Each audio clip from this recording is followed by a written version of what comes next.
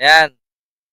Ang ganda-ganda nung mungkahi ni ano, ni General Torre na makiisa na lang dapat yung mga Duterte supporters, yung pamilya Duterte, para matahimik na yung gulo. Abay, ang ganda-ganda ng mungkahi ni General Torre. Tignan ninyo ang barubal na sagot ni ni Baste. Eto, mana sa ama. Sarap talaga kain. Totoo lang. Oh no! Sanay na kami sa iyo. Kinidnap ko nga yung tatay ko eh. Gusto mo na sinakarasin mo lang ako. Kaya kita. You're a coward. You are nothing without your position. Sa totoo lang. Nagmamatalinuhan ka lang, yan ang talaga ginagawa mo. May 3 minute response ka, may nakaabang na dyan. Nakita ka talaga ng media. Kawawa ka naman, sa totoo lang. Yung 3 minute response mo, prove it. Prove it to the Davao News. Kayo PNP. Kung sabihin nyo, hindi na safe ang Davao. So, ano? Ako ba ang pulis o kayo? Yung maktuyo mo, hindi ka na nga sumagot ko. Banat pa rin ng banat si Max Alvarado eh. Hamon siya ng hamon andyan lang oh. Taga Davao lang din si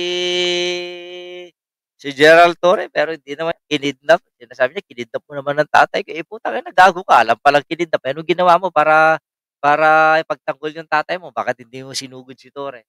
Sabi ko kung tatay ko yung kinikidnap, putang ina, sa bahay tayo nila. Oh, di bali mamatay ako. Oh, mapasabog ko lang yung mga yan. Tapang-tapang lang yan dahil daming bodyguard. Kasi sabi niya, your position is na, parang yung position mo lang pinagtatanggol mo. Wala ka pag wala yung position mo. Yan sinasabi ni Baste. Tanggalin mo yung pagka-mayor mo. Naging mayor ka lang naman eh. Dahil sa apelyido ng tatay mo. Ha? Sa tingin ninyo, kung pangkaraniwang tao itong si Baste, paniniwalaan ng taong bayan ng Davao? Hindi naman matalino to eh. Bubo. Mas bubo pa sa bubo itong si Baste. Nga, tumatakbo lang naman yan just to maintain, protect kung ano yung mga nagawa nila. Diba? Totoo bang si Marlican nasa back? Naghahanap din po ako ng ebidensya. Hanggang ngayon, wala pang ebidensya. Di ba? Kaya ito ngayon yung mga latest na mga parinigan. Si Max Alvarado, dakdak ng dakdak. Itong si Baste, wala. Ang dami na nang sinabi. Sasapakin. Sasaktan. Ngayon, hinahamon mo. Bakit? Hindi kayo makaporma. Nagkakahulihan yung mga droga. Diyan sa Davao, na sinasabi ninyong malinis, second safest city. Why? Bakit nila dineclare? Paano na-declare? Yung pala, there are findings na pinupunit, dinuduktor, yung mga entry sa blatter, na nagiging basehan para igrado ang isang lugar kung gaano ito katahimik. Yung mga krimen na nabablatter, pagkatapos na bigyan ng kopya yung nagreklamo, pinupunit na.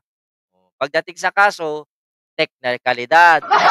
Kaya walang nagpupursong mga kaso karamihan dyan sa Davao kasi pinupunit yung blatter. Ganon. Kung walang posisyon si Del Torre, siya ay edukadong tao. Kung walang posisyon si Del Torre, sigurado mas basag ang mukha ni Baste. Eto, takdak na anak ni Digong eh. Wala kang magawa eh. Kinidnap yung tatay mo, putang ina, binisita mo pa sa kulungan, di mo naman nailabas. Di ba? Ako, kidnapin yung tatay ko. Hindi yan, hindi wala nang sasakay na yan. Walang eroplanong lilipad sa Pilipinas. Ha? Patitira ko lahat ng RPG. O, di ba? Bakit naka-news blackout ang Davao sa kalamidad ngayon? May martial law ba sa pag-post? Wala, kasi lunod na daw yung mga cellphone nila. Sino magpo-post? Yung mahilig sa social media na taga Davao, nasa The Hague, nasa the Netherlands. Manggugulo na naman South Korea, manggugulo na naman sa Kuwait. Puro yung mga lalabas naman sa bunganga nun, puro kasiraan na naman ng Pilipinas, kasiraan na naman ng presidente kahit ang ganda-ganda na ginagawa ng presidente.